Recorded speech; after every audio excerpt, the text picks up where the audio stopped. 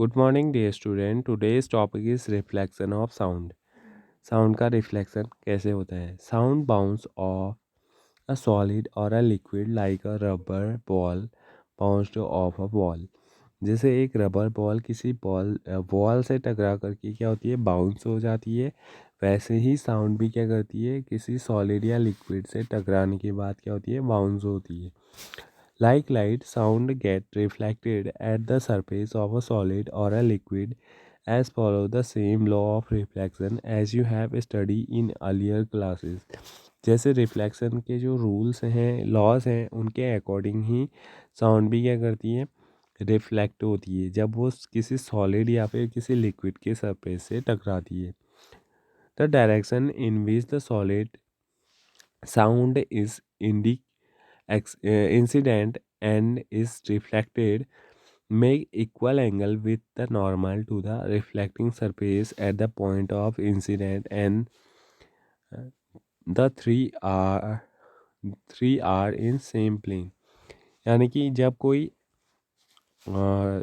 Sound wave किसी solid stage से या सॉलिड सरफेस से टकराती है तो जो इंसिडेंट और रिफ्लेक्टेंट वेव्स होती हैं वो क्या करती है, वो सेम एंगल का फॉर्मेशन करती हैं नॉर्मल के साथ। ठीक है। और इसके अलावा जो पॉइंट ऑफ इंसिडेंट होता है और रिफ्लेक्टिंग सरफेस होता है और नॉर्मल होता है, वो क्या होते हैं, वो तीन के तीन सेम प्लेन में होते हैं। N obstacle of large size which में बी पॉलिश्ड और rough is needed for the reflection of sound waves. Activity 12.5 की हेल्प से हम अंडरस्टैंड करेंगे कि साउंड का रिफ्लेक्शन कैसे होता है। Take two identical pipes as shown in figure 12.11 में आपको जैसे पाइप्स दिखाए गए हैं वैसे ही पाइप आप ले लेने हैं और क्या करना है उनको, you can make a pipe using chart paper. आप चार्ट पेपर की हेल्प से भी पाइप का फॉर्मेशन कर सकते हैं। The length of the pipe should be sufficient long as shown. और उन दोनों पाइप्स की जो लेंथ है वो क्या होनी चाहिए, काफ़ी ज़्यादा होनी चाहिए। Arrange them on a table near a wall. दोनों को आपने किसी टेबल में इस प्रकार से अरेंज करना है कि वो वॉल के नज़दीक हो। Keep a clock near the open end of one of the pipe and try to hear the sound of the clock through the other pipe. और दूसरे पाइप की हेल्प से आपने उस क्लॉक की साउंड को सुनना है। Adjust the position of the pipe so that you can best hear the sound of clock. आपने अपने पाइप को इस प्रकार से एडजस्ट करना है कि आप उस क्लॉक की साउंड को अच्छे से सुन पाएँ। Now measure the angle of incident and reflection and see the relationship between the angle. अब आपने क्या करना है, आपने एंगल्स को मेज़र करना है इंसिडेंट और रिफ्लेक्शन का, और उनके बीच का जो रिलेशन है उसे आपने स्टडी करना है। Lap the pipe on the right vertical to a small height and observe what happen. अब आपने क्या करना है, अपने पाइप को अपने राइट वर्टिकल में थोड़ा सा हटा देना है सम हाइट में, और फिर देखना है कि क्या होता है। In place of a clock a mobile phone और वाइब्रेटिंग मोड में ऑल्सो भी यूज्ड। आप क्लॉक के बदले किसी मोबाइल फ़ोन का भी यूज़ कर सकते हैं। Echo, what is echo? Next topic is echo. If we shout और clap near a suitable reflecting object. जब हम किसी सुटेबल रिफ्रैक्टिंग ऑब्जेक्ट के सामने क्लैप करते हैं या फिर साउट चिल्लाते हैं, सच अ टॉल बिल्डिंग और अ माउंटेन, किसी माउंटेन के पास या फिर एक बिल्डिंग के पास, we will hear the same sound again and again a little later. हम उस साउंड को क्या करते हैं, बार बार सुनते हैं। This sound which we hear is called an echo. उस साउंड को हम क्या बोलते हैं, इको बोलते हैं। जब हम किसी साउंड का रिफ्लेक्शन थोड़े थोड़े टाइम बाद दोबारा दोबारा सुनते हैं तो हम उसी को क्या बोलते हैं, इको बोलते हैं। The situation of sound the sensation of sound persist in our brain for about 0.1 second. और जो साउंड हमें बार बार सुनाई देता है उसका जो टाइम इंटरवल होता है वो लगभग 0.1 सेकेंड का होता है।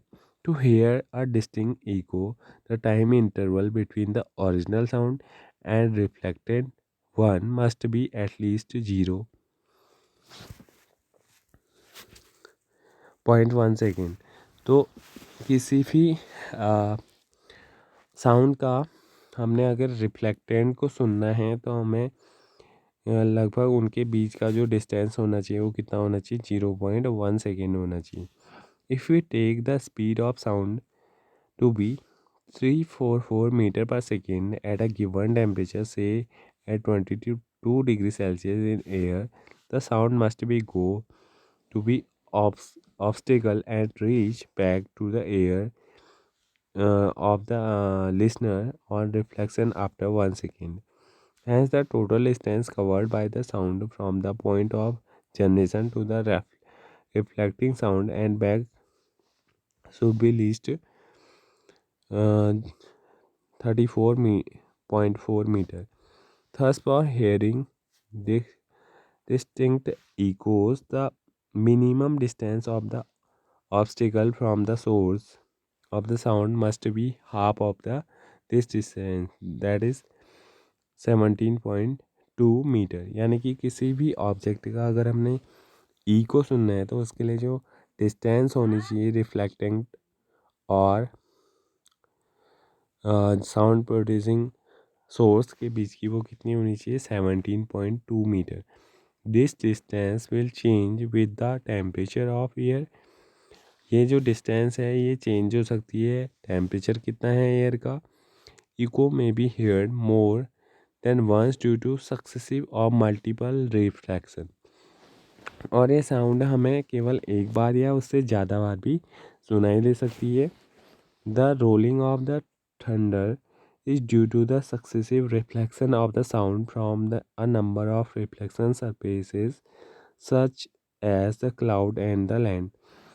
तो क्या होता है जब बिजली वगैरह कड़कती है तो हमें साउंड क्या सुनाई देती है, 2-3 बार सुनाई देती है। तो ये किसकी वजह से होता है, इको की वजह से होता है। Next is reverberation. The sound created in a big hall will persist by repeated reflection from the wall until it is reduced to the value where it is no longer audible. क्या होता है जब कोई sound को किसी big hall के अंदर produce किया जाता है था या क्रिएट किया जाता है तो उसके मल्टीपल रिफ्रैक्शन हमें सुनने को मिलते हैं और वो तब तक चलते रहते हैं जब तक कि उस साउंड की वैल्यू क्या हो जाती है, बिल्कुल जीरो हो जाती है, जब हम उसे आगे की ओर नहीं सुन पाते हैं। The repeated refraction that result in the persistence of sound is called reverberation. और इसी साउंड को हम क्या बोलते हैं, रिवर्बरेशन बोलते हैं। इन एन ऑडिटोरियम और बिग हॉल, किसी ऑडिटोरियम के अंदर या फिर बिग हॉल के अंदर excessive reverberation is highly undesirable. यहाँ पर हमें क्या होता है, किसी भी पर्सन की आवाज़ हमें क्या दिखाई सुनाई देती है, बार बार सुनाई देती है। To reduce reverberation the roof and wall of the auditorium are generally curve with sound absorbent material like compressed fireboard, rough plaster and और ड्राई पैरिसिस। तो इस चीज़ को कम करने के लिए ऑडिटोरियम की जो वॉल होती हैं वो क्या की जाती हैं, कवर्ड बनाई जाती हैं, यानी कि थोड़ा सा कर्व्ड बनाई जाती हैं। जो मंच होता है यहाँ पर से बोला जाता है वो क्या होता है, उसका शेप थोड़ा कर्व शेप होता है। या फिर इसके अलावा जो रूफ होती है ऑडिटोरियम की, वहाँ पर एब्जॉर्बल मटेरियल्स को, साउंड एब्जॉर्बेंट मटेरियल्स को लगाया जाता है जिसकी वजह से जो साउंड का रिवर्बरेशन है वो कम हो सके। The seat material are also selected on the basis of their sound absorbing properties. इसके अलावा जो सीट मटेरियल्स वहाँ पर यूज़ किए जाते हैं वो भी कैसे यूज़ किए जाते हैं, जो साउंड को एब्जॉर्ब कर सके। यानी कि ऐसी प्रॉपर्टी वाले मटेरियल का ऑडिटोरियम या फिर बिग हॉल के अंदर यूज़ किया जाता है। तो आज का लेक्चर यहाँ पर कंप्लीट होता है। इससे आगे हम नेक्स्ट वीडियो में देखेंगे। Thank you.